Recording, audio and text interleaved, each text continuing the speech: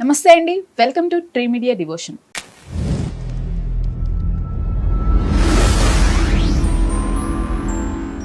మనతో పాటు ప్రముఖ వాస్తు జ్యోతిష్య నిపుణులు, లలితాదేవి ఉపాసకులు, బ్రహ్మశ్రీ శ్రీ నానాజీ పట్నాయక్ గారు ఉన్నారు. సార్ నమస్తే. శ్రీమాత్రే నమః. శ్రీ విశ్వవసు నామ సంవత్సరంలో సింహరాశి వారికి ఆదాయ వ్యయాలు, అలానే రాజపూజ్యం, అవమానాలు ఎలా ఉండబోతున్నాయి సార్? ఇక్కడ సింహం వారికి కనుక చూసుకుంటే ఆదాయము వ్యయము ఈక్వల్గా ఉందండి. అంటే 11 అని చూపిస్తున్నారు. అంటే దీన్ని మనం పాజిటివ్ కోణంలో చూస్తే పాజిటివ్ కనిపిస్తుంది, దీన్ని నెగిటివ్ కోణంలో కూడా చూస్తారు కొంతమంది. ఎలా అంటే ఇప్పుడు మనకి అబ్బాయి అవసరానికి తగ్గ డబ్బులు వస్తున్నాయి, ఈజ్ పాజిటివ్. వచ్చిన డబ్బులన్నీ కరెక్ట్ ఖర్చు అయిపోతున్నాయి అంటే నెగిటివ్. అంతే కదా. ఇప్పుడు కొంతమందికి వాళ్ళకి ఎంత ఖర్చు ఉందో అంత డబ్బు రాని వాళ్ళు కూడా ఉంటారు. నెలకు ఒక 50,000 ఖర్చు అవుతుంది ఇంట్లో అంటే 50,000 రాక 30,000 40,000 వచ్చి 10,000 అప్పు చేసే వాళ్ళు ఉంటారు. వాళ్ళకంటే హ్యాపీగా చెప్పాలంటే 11కి 11 ఈక్వల్గా ఉందంటే. కాకపోతే ఎంతైనా మనం సేవింగ్ చేసుకోవాలనే థాట్స్ ప్రతి ఒక్కరికి ఉంటాయి కాబట్టి ఖర్చులు తగ్గాలి. సింహం వారు అంటే చేయవలసింది ఏమిటి, సింపుల్గా మీకు ఎక్కడైనా టెంపుల్స్లో అన్నదానాలు జరుగుతుంటే అక్కడికి వెళ్ళి మీరు ఏదైనా సేవ చేయాలి. 100% ఖర్చులు తగ్గుతాయి. క్లియర్. అలాగే ఇక్కడ ఖర్చులు మెయిన్గా ఎందుకు అవుతాయి వీళ్ళకి అంటే, ఫస్ట్ ఆఫ్ ఆల్ వీళ్ళకి అష్టమశని ఒకటి జరుగుతుంది. ఈ అష్టమశని జరిగేటప్పుడు ఎప్పుడైనా సరే ఎవరికైనా ఏ రాశి వారికైనా వర్క్స్ స్లో అవుతాయి. అంతకుమించి ఏముండదు. అక్కడ మనం కంగారు పడి భయపడిపోతూ ఉంటాం. ఎప్పుడైతే వర్క్ స్లో అవుతుందో మనం ఇంకొంచెం బద్దకిస్తాం, అసలు రేపు చేద్దాం. ఎప్పుడైతే మీరు టైం ల్యాగ్ చేశారో అది కూడా money, equal to money. Time is also money. Time పోయిందంటే మీకు అక్కడ చేయాల్సిన పని చేయకపోతే పోయినట్టే కదా. ఇప్పుడు రన్నింగ్ చేసేవాడికి 1 సెకండ్లో వాడు కప్పు కొడతాడు. ఆ రిబ్బన్ టచ్ అయితే ఆ 1 సెకండ్ తేడా పక్కడికి వీడికి, ఆ 1 సెకండ్లో వీడు ఎక్కడికో వెళ్ళిపోతాడు. అట్లా ఏంటంటే టైంని వీళ్ళు ఎప్పుడైతే జాగ్రత్తగా కాపాడుకుంటారో సింహరాశి వారికి వ్యయంలో ఎక్కడా కూడా ఇబ్బంది ఉండదు వీరికి. ఇది గుర్తుపెట్టుకోవాలి. ఇక రాజ్యపూజ్యం అవమానం తీసుకుంటే 3, 6 అంటే అవమానించే వాళ్ళ సంఖ్య 3 ఉంటే, మెచ్చుకునే వాళ్ళ సంఖ్య 3 ఉంటే అవమానించే వాళ్ళ సంఖ్య 6 ఉంది. సో వీళ్ళకి రాజ్యపూజ్యం పెరగాలి అంటే రాజశ్యామల అమ్మవారి ఆరాధన లేదా శ్యామల దండకం లేనట్లయితే ఓం శ్రీమాత శ్రీ మహారాజ్ని శ్రీమత్ సింహాసనేశ్వరి అయిన రాజ్యపూజ్యం పెరుగుతుంది. ఇక అవమానం తగ్గాలి అంటే కనుక మనకి కర్పూర వీటికామోద సమాకర్ష దిగంతరాయ నమః చేసుకుంటే ఖచ్చితంగా అవమానం అనేటువంటిది తగ్గుతుంది వీరికి జాబ్ పరంగా అలానే బిజినెస్ పరంగా ఎలా ఉండబోతుంది సార్? జాబ్ పరంగా చూసుకుంటే అమ్మ వీళ్ళకి పెద్ద ప్రాబ్లమ్స్ అయితే ఏమి ఉండవు. జాబ్ పరంగా ఇందాక నేను చెప్పినటువంటి ఆ మంత్రం చేసుకుంటే సరిపోతుంది.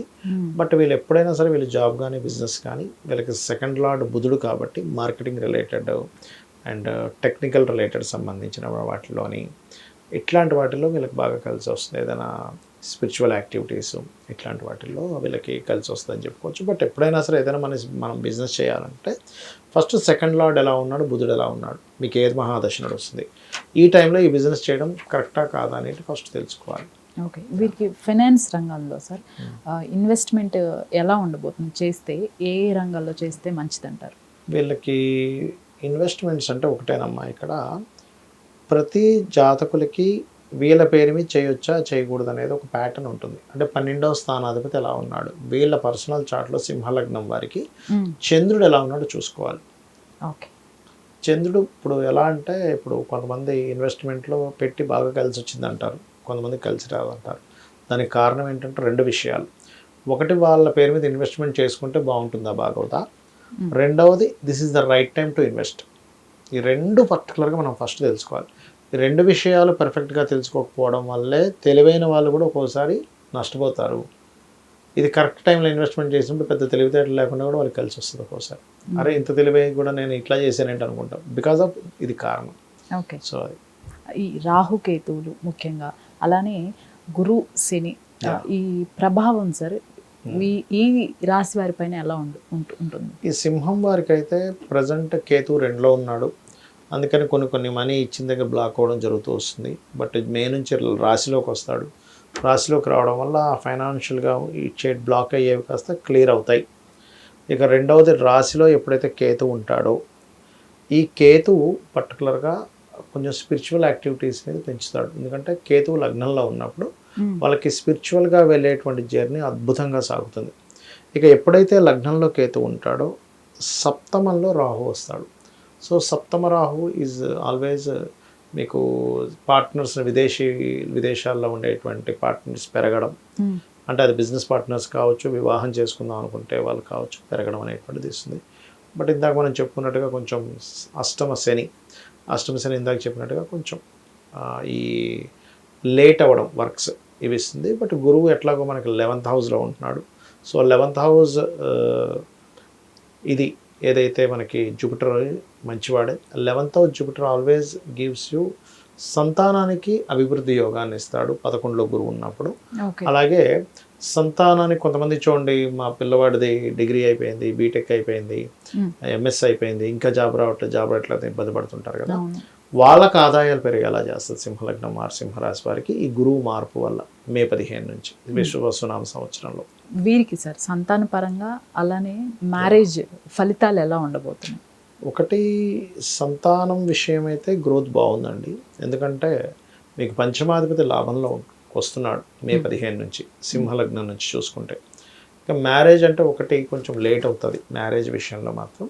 ఇందాక నేను చెప్పినట్టుగా కొద్దిగా విదేశీ సంబంధాలు కుదురుతాయి, అదొకటి మనం చూసుకుంటే సరిపోతుంది. వీరికి ఆరోగ్యపరంగా ఎలా ఉండబోతుంది సార్? ఆరోగ్యపరంగా చూసుకుంటే పెద్ద హెల్త్ ఇష్యూస్ ఏమీ చూపించట్లేదు. కాకపోతే కొంచెం ఎంతైనా 6వ అధిపతి 8 కదా, కొంచెం ఈ షుగరు బీపీ ఉన్నటువంటి వారు కొంత జాగ్రత్తగా ఉండాలి. అనారోగ్య సమస్యలు రాకుండా ఉండాలంటే ఓం సర్వవ్యాధి ప్రశమని సర్వమృత్యు నివారిణి అగ్రగణ్య చింత్య రూప కలికల్మషనాశిని అని మహా చేసుకోవాలి ఒకటి. రెండవది ఏంటంటే వీళ్ళకి ఇందాక వివాహం గురించి అనుకున్నాక దానికి ఓం కామేశబద్ధ మాంగళ్య సూత్ర శోభిత కందరాయ నమః చేసుకుంటే సరిపోతుంది. సార్ వీరికి ప్రాపర్టీస్ కొనుగోలు విషయాల్లో కానివ్వండి, అమ్మే విషయాల్లో ఎలాంటి జాగ్రత్తలు తీసుకోవాలి? ప్రాపర్టీ విషయంలో చూసుకుంటే వీరికి లాభసాటిగానే ఉంటుందని చెప్పుకోవచ్చు. కాకపోతే ఏంటంటే మొదటి 3 నెలలు ప్రాపర్టీ జోలికి పోకపోవడం మంచిది. ఎందుకంటే ఈ 4th లార్డ్ యాక్చువల్గా కుజుడు, ప్రాపర్టీ కారకుడైన కుజుడు నీచి పొందుతున్నాడు స్టార్టింగ్ డేస్లో. విశ్వవసునామ సంవత్సరం వచ్చిన స్టార్టింగ్ 2 months కొంచెం నీచంలో ఉంటాడు. కాబట్టి ఫస్ట్ 2 months అవాయిడ్ చేయడం మంచిది. అంటే ఆల్మోస్ట్ మే జూన్ వరకు కూడా ఆల్మోస్ట్ 2-3 months అవాయిడ్ చేసి దాని తర్వాత తీసుకోవడం మంచిది అనేటువంటిది మాత్రం చూపిస్తుంది. ఓకే, ఈ రాశి వారు సార్ ముఖ్యంగా తీసుకోవాల్సిన పరిహారాలు ఏంటి సార్? తీసుకోవాల్సినటువంటి పరిహారాలు ఏమిటి అంటే ఇక్కడ వీళ్ళు ఎక్కువగా దత్తాత్రేయుని ఎక్కువగా ఆరాధించాలండి. మెయిన్ ఏళ్ళ అష్టమశని ఒకటి నడుస్తుంది కాబట్టి కొంచెం అనాకలిత సాదృశ్య చుబుక శ్రీ విరాజితాయ నామస్మరణ చేయడము, ఆలయాల్లో శివుడు ఆలయాల్లో నూనెను దానంగా ఇవ్వడం చేసినట్లయితే ఖచ్చితంగా బాగుంటుంది వీరికి. సార్ శ్రీ విశ్వవసునామ సంవత్సరంలో ఈ దేశకాల పరిస్థితులు ఎలా ఉండబోతున్నాయి? ఒకటమ్మా, ఫస్ట్ ఆఫ్ ఆల్ ఏంటంటే మనం ఒకటి మాత్రం ఖచ్చితంగా చెప్పగలం, ఏంటంటే మనకి ముందు సంవత్సరం ఏదైతే ఉందో క్రోధినామ సంవత్సరంలో జరిగినంత గొడవలు అయితే జరగవు. ఇది డ్యామ్ షూర్, పాయింట్ నెంబర్ 1. అంటే అప్పుడు చితికి మాటికి మనం ఎక్కడ చూసినా గందరగోళాలే జరిగాయి. చూడండి క్రోధినామ సంవత్సరం అంతా కూడా అదే, లేదా 2 వ్యక్తులు కొట్టుకోవడం, లేదా 2 దేశాలు కొట్టుకోవడం, లేదా 2 కుటుంబాలు కొట్టుకోవడం. చూశారు కదా మీరు, ఎక్కడ చూసినా కుటుంబాలు, దేశాలు, మతాలు ఇవే జరిగాయి మొత్తం కూడా. విశ్వవసు నామ సంవత్సరం అంత బ్యాడ్గా ఉండదు. ఓకే, మరి ఇక్కడ ఏమిటి విశ్వవసు నామ సంవత్సరం ఇచ్చేటువంటి ఫలితాలు ఏమిటి అంటే ఈ కర్మకారకుడు వెళ్ళి రాహుతో కనెక్ట్ అవుతున్నాడు. అంటే ఏమిటంటే ఇంకా ఈ టెక్నాలజీస్ ఏవైతే ఉంటాయో, ఆన్లైన్ త్రూగా చేసేవి ఏవైతే ఉంటాయో ఇవన్నీ చాలా పెరుగుతాయి. అంటే ఎట్లా పెరుగుతాయి అంటే జాబ్ రిలేటెడ్ సంబంధించిన విషయంలో ఇట్లాంటి జాబ్స్ కూడా ఉంటాయా కొత్తగా, ఆన్లైన్లో ఇలాంటి జాబ్స్ కూడా ఉంటాయా అనేటువంటిది మనం కొత్తవి చూడబోతున్నాము. రెండవది ఇలాంటి ఫ్రాడ్స్ కూడా జరుగుతాయని కూడా చూస్తాం మనం. అసలు ఈ ఫ్రాడ్ వింతగా ఉందే అన్నట్టుగా చూస్తారు. మరొకటి ఏంటంటే కొన్ని దేశాలకి, ఎందుకంటే ఈ విశ్వవసునామ సంవత్సరం ప్రారంభమైనటువంటి మార్చ్ సంథింగ్ 2వ తేదీ నుంచేమో మనకి శుక్రుడు కూడా వక్రిస్తున్నాడు. యాక్చువల్గా అది ఏప్రిల్ 13th వరకు ఉంటాడు శుక్రుడు వక్రగతి. దీనివల్ల ఏమవుతుందంటే ఫస్ట్ అంటే ఇంకా విశ్వవసునామ ప్రారంభం నుంచే ఇది స్టార్ట్ అవబోతుంది, ఇంకా రాకముందు నుంచే షేర్ మార్కెటింగ్ రిలేటెడ్ సంబంధించిన విషయంలో శుక్రుడు వక్రగతి వల్ల అంటే రాబోయే విషయం చెప్తున్నా, ఊహించని రీతిలో మార్పులు వస్తాయి షేర్ మార్కెట్లో. ఓకే, కొన్ని దేశాలకు ఆర్థిక మాన్యం ఇస్తుంది, కొన్ని దేశాలకు, అందరికీ కాదు, కొన్నిటికి. అంటే యాక్చువల్గా ఇట్లాంటి మాట మాట్లాడకూడదు, కాకపోతే మనకి ఆస్ట్రాలజీ అనేది ఒక ప్రిడిక్షన్గానే చెప్పాలి. ఎందుకంటే మనం లాస్ట్ టైం తొక్కిసలాటల విషయంలో కూడా నేను చెప్పాను, ఇది ఒకటే కాదు ఇంకా ఇంకా ఇంకా తొక్కిసలాటలు ఉన్నాయని. యాజ్ ఇట్ ఈస్గా మనకి ఆ ట్రైన్ దగ్గర కానీ కుంభమేళాలో కానీ జరిగాయి. బట్ ఇక్కడ ఏంటంటే కొంచెం కొన్ని నిర్ణయాలు గవర్నమెంట్ తీసుకునే నిర్ణయాల వల్ల కొన్ని చేంజెస్ వల్ల కొన్ని కల్లోలాలు జరిగేటువంటి ఛాన్సెస్ ఉంటాయి, కొన్ని కలహాలు లాంటివి. అట్లాగే పీఠాధిపతులు గురుస్థానాల్లో ఉండేవాళ్ళు కొంచెం ఈ విశ్వవసునామ సంవత్సరం ప్రారంభంలో ఒక 3 నెలలు జాగ్రత్తగా ఉండాలి. ఎందుకంటే శని రాహులు మీన రాశిలో కలుస్తున్నాయి. ఓకే. సో అందుకని ఒకటి జాగ్రత్తగా ఉండాలి. రెండవది ఏంటంటే ఇక్కడ పర్టికులర్గా కొన్ని రాజకీయ సంబంధంగా, అంటే ఏదైనా ఒక పార్టీల్లో కావచ్చు, పెద్ద హోదాలో ఉండేటువంటి ఒక రాజకీయ సంబంధించిన విషయాల్లో కావచ్చు, వాళ్ళు వైదొలిగి ఇంకోళ్ళు రావడం జరుగుతుంది. ఓకే, అదొకటి జరుగుతుంది. ఖచ్చితంగా మనకి చూడండి, ఇప్పుడు కొన్ని దేశాల్లో కొన్ని రాష్ట్రాలను విభజన జరుగుతుంది చూసారా, అట్లా విభజన కూడా జరుగుతుంది సింహరాశిలో కేతువు వల్ల. ఇప్పుడు సార్ ఈ ఇయర్ స్టార్టింగ్ నుంచి చూస్తున్నాము, అంటే అమెరికా లాంటి పెద్ద దేశాలు మన వాళ్ళు విపరీతమైన గడ్డుకాలం ఎదుర్కొంటున్నారు. ఈ పరిస్థితి ఇంకా ఇప్పుడు మీరు చెప్పినట్లు ఈ సంవత్సరం అంతా ఉండబోతుంది అంటారా? ఉంటుంది. కాకపోతే జాబ్ రిలేటెడ్ సంబంధించిన విషయంలో వేరే ఇంకొన్ని దేశాలు ఇప్పుడు అమెరికా మీద ఎగబడినట్టుగా, అంటే అమెరికాకి వెళ్ళి ఎట్లయితే సెటిల్ అయ్యారు జనాలు, కొత్త దేశాలకు వెళ్ళి సెటిల్ అవ్వడం కూడా జరుగుతుంది. ఓకే. అమెరికానే కాకుండా ఇంకొంచెం వేరే వేరే దేశాలకి. ఇంతసేపు అందరికీ ఇప్పటివరకు ఎలా ఉంది మైండ్లో, ఏమనంటే అమెరికా వెళ్ళిపోతా అంటాడు. అమెరికా ఒకటే ఎక్కువగా వస్తుంది 90% ఆఫ్ పీపుల్కి. ఆస్ట్రేలియా ఉంటుంది, రకరకాల కెన్యా ఉంటుంది, కెనడా ఉంటుంది, రకరకాలు ఉంటాయి. కానీ ఎక్కువ 90% ఆఫ్ పీపుల్కి అమెరికా అంటుంటారు చూసారా.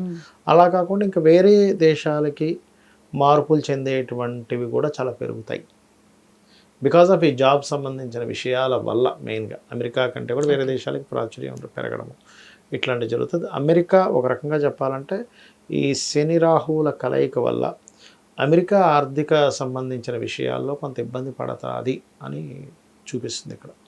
ధన్యవాదాలు. శ్రీమాత్రే నమః.